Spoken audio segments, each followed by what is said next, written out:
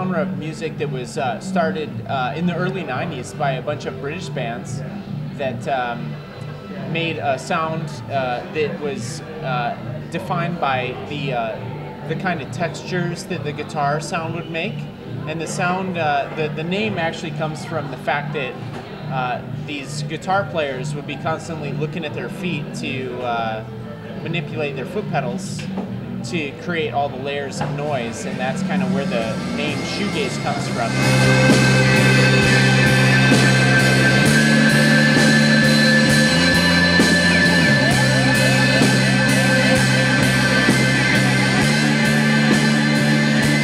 Auditioned like 20 different singers, and we couldn't really decide on who was the right fit.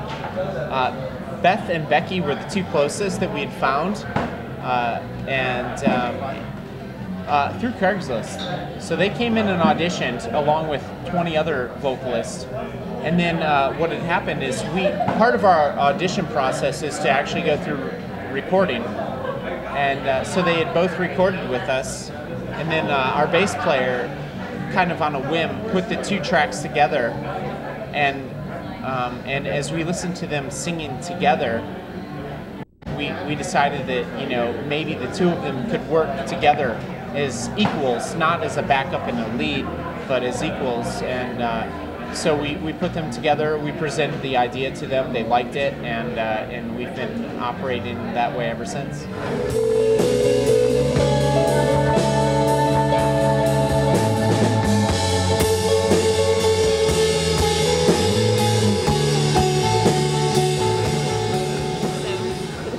It's like, oh, that's cool, you know, we'll see how it goes. We didn't know anything about each other, and then like a week later we were like best friends. They get really annoyed with us. And now we're like, we've melded into like the same person. But it's interesting. Yeah.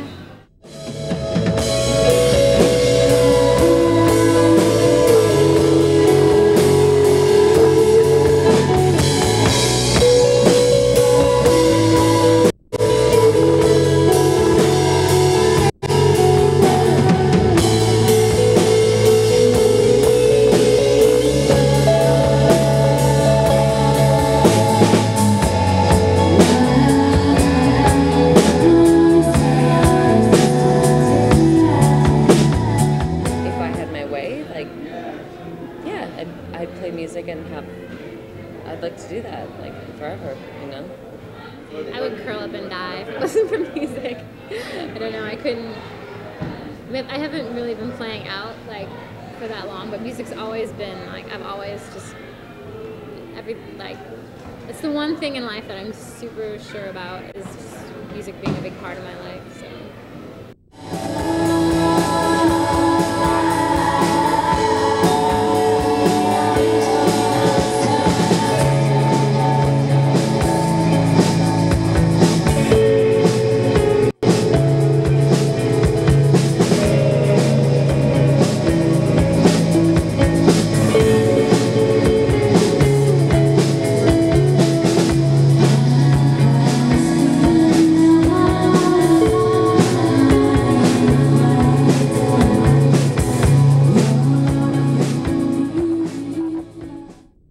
My first drum kit was a Toys R Us model that was underneath the Christmas tree, and I ended up beating on that thing so hard I broke all the skins on it, and so I finally talked my parents into getting me a legitimate drum set.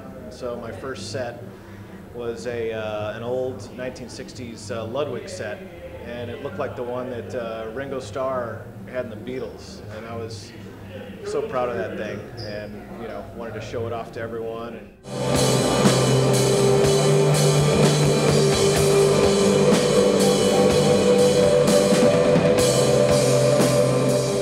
I'm actually a stockbroker during the day, and I work in the family business out in Walnut Creek, and so we're talking Roth IRAs, stocks, bonds, 529 plans, and I don't know, when I tell people here in the music scene what I do for my day job, it, I don't know, kind of blows their mind. They're like, wow, you're a finance numbers guy that doesn't seem to gel with being a rock and roller type guy. So anyway.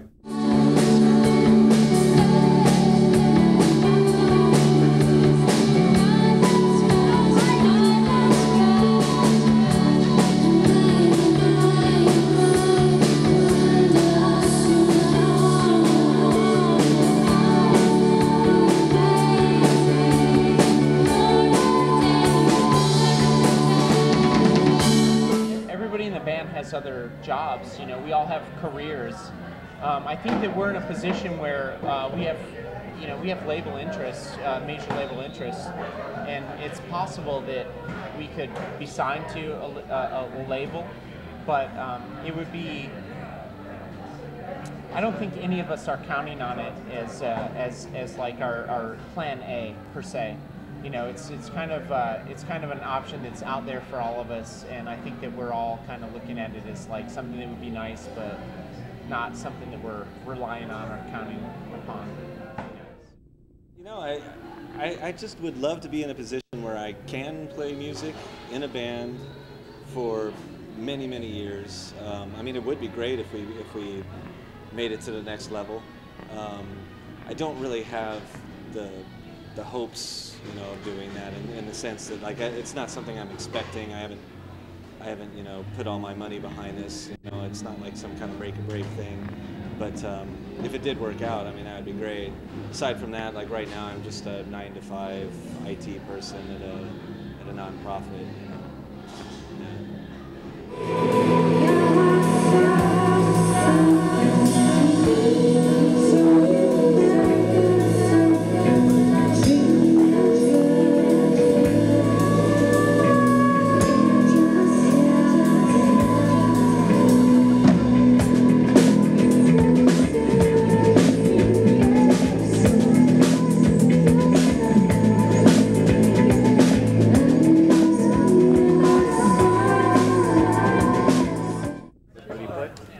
Play guitar, make noise.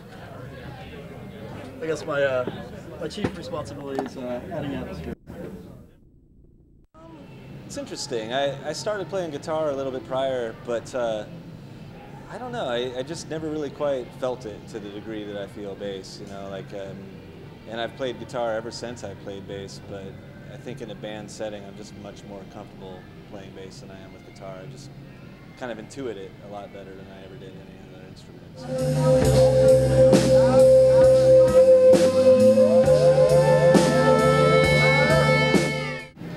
I think that's what a bassist or a drummer, you know, they really need. They just really need to like their instrument on its own merits. And I just get a lot of satisfaction out of playing bass. It could be really simple bass lines, but if I'm locking in with a drummer and I feel like I'm providing some sort of groove, it's just a very gratifying experience for me. So, I mean, I would love to be a better guitarist than I am, but I don't think I would enjoy it as much as I enjoy playing bass live.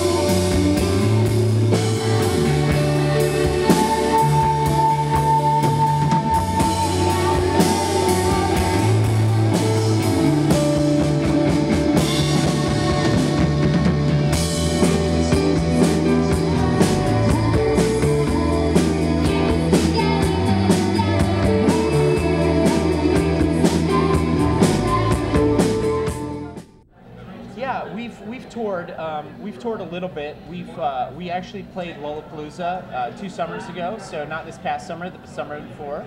So August of 2008, we went out to Chicago and played at the Lollapalooza festival, and along the way we played a couple shows. But yes, definitely in 2010, our goal is to play outside of San Francisco more and in San Francisco less, just because you can only take $8 from your friends so many times, you know? Well, the San Francisco music scene is good, obviously. There's a lot of places to play in San Francisco. There's a lot of great bands in San Francisco.